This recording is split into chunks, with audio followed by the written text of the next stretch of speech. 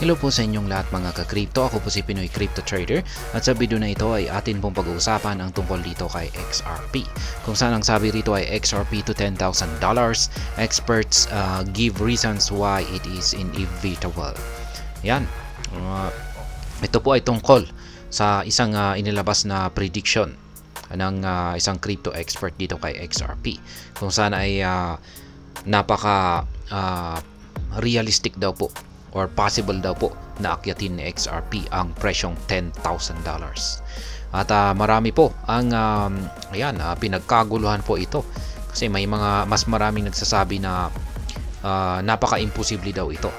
Kaya ngayon ay yung eksperto na ito ay nagbigay po siya ng mga dahilan kung bakit niya nasabi na ito ay realistic or inevitable. Kaya yan, bago pa tayo magpatuloy ay nais ko lamang po munang bigyang linaw ang aking disclaimer kung saan ang nilalaman po ng video na ito ay hindi po ito isang financial advice. For education and information purposes lamang po ang layunin nito. Maliban po dito ay nais ko na rin pong magbigay babala na wala pong kahit anumang group chat ang Pinoy Crypto Trader. Ayan, sabi rito ay Eduardo Farina, CEO of Alpha Lions Academy and version Aljara, Black Swan Capital founder, lay out their arguments about why they deeply believe a $10,000 price point is realistic or inevitable for XRP. Kaya yan, dalawa po sila. Ayan, founder mismo ng Black Swan Capitalist at saka CEO naman ng Alpha Lions Academy. Kaya sila po, sina Eduardo Farina at saka si Versan Aljara. Kaya sila yung nagsabi rito na sila ay naniniwala na ang price target na $10,000 para kay XRP ay napaka-realistic or inevitable daw po ito. Ibig kong sabihin ay wala pong makakapigil kay XRP kung saan ay magagawa niya akyatin ang presyong ito sa hinaharap. Kaya yan po yung kanilang actual na tweet rito. Ayan, na kanilang usapan dito. Ayan, sa platform ni X. XRP at $10,000 is realistic. Ayan, bakit nga ba? Bakit nga ba nila nasabi na napaka-realistic ito or makatotohanan ito na price target kay XRP? Kasi yung kasalukuyang presyo po ni XRP ngayon, kung i-check natin ay ayan, nasa 0.52. Kung pag-aakyatin po niya ang $10,000 na presyo ay sobrang laki po niyan. Ayan. Maski bumili lang tayo ng isang XRP ay at kung pag umangat nga sa ganyang presyo ay ayan, magiging meron na tayong $10,000 diyan.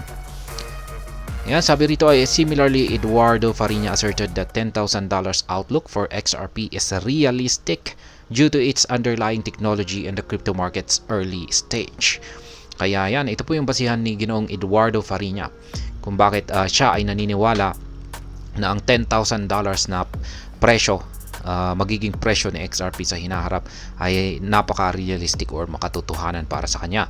Dahil ito daw po ay sa teknolohiya yan, ni XRP at ang crypto market ay nasa early stage pa lamang or nag-uumpisa pa lamang ang crypto market.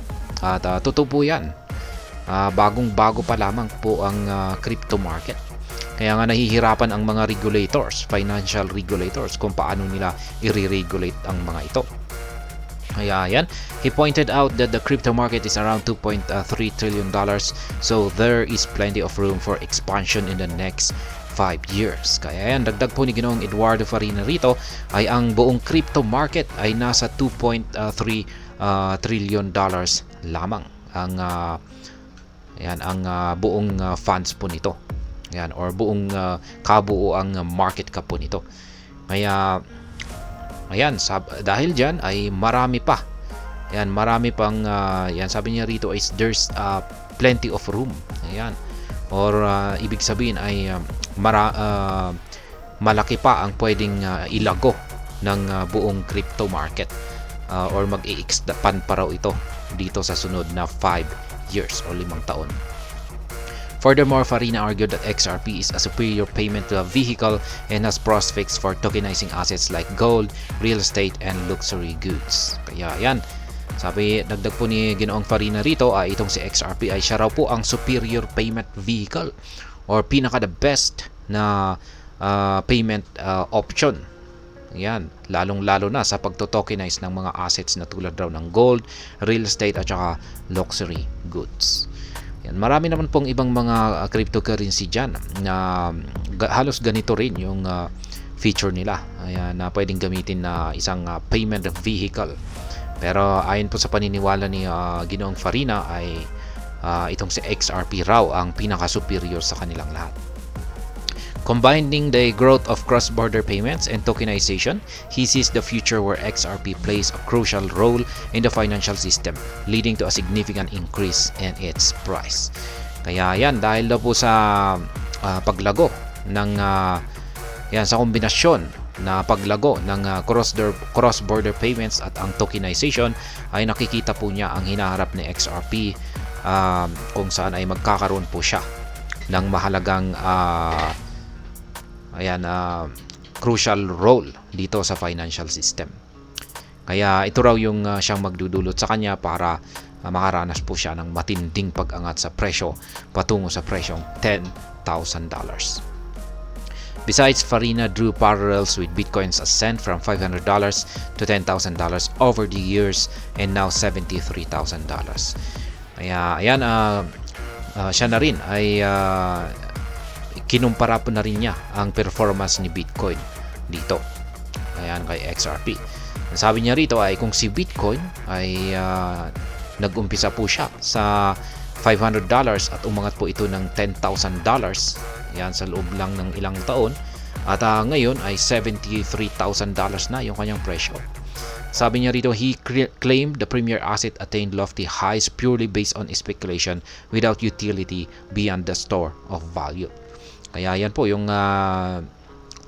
sabi ni Ginoong Farina rito na itong si Bitcoin ay umangat sa ganito kataas na presyo kung saan ay nakabase lamang po sa spekulasyon. Yan, at walang gaanong utility maliban lamang sa ginagamit ito bilang isang store of value. Considering XRP has utilities crucial to global finance, the community commentator conveyed confidence in the $10,000 targets. In his words, people sometimes think it's impossible. It sounds unrealistic at first, but not when you fully understand the technology. In my opinion, that's inevitable. Kaya yan. Itong si XRP ayon kay Ginoong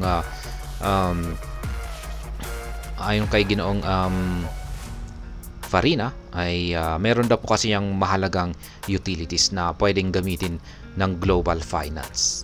At dahil dyan ay napaka-confident po niya na magagawang akyatin XRP ang presyong $10,000.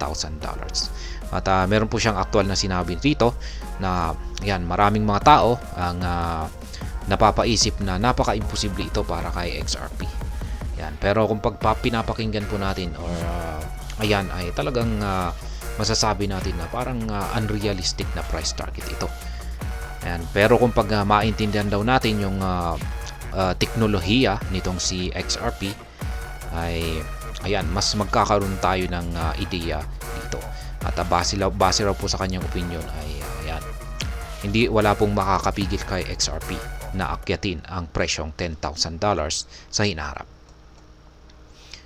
At ayan, yan pong muli ang mga paliwanag ng isang ng crypto expert dito. Yan, particular po itong si Eduardo Farina kung bakit siya ay may malakas na paniniwala na itong si XRP ay magagawa niyang akyatin ang presyong $10,000 sa hinaharap. At hanggang dito na lamang po tayo sa video na ito mga ka-crypto. Sana po ay inyong nagustuhan ang aking paliwanag sa video na ito. Kung inyo po itong nagustuhan ay pakiclick lamang po ang like button nito. Para naman po sa mga bago lamang dito, kayo po ay aking inaanyayahan para mag-subscribe. Pakiclick na rin po ang bell icon nito dahil ito po ang siya magsisilbing notification nito sa mga bago kong videos na akin pong ina-upload sa aking YouTube channel na ito. Marami pong salamat sa panonood. Ingat po tayo lagi at God bless po sa ating lahat.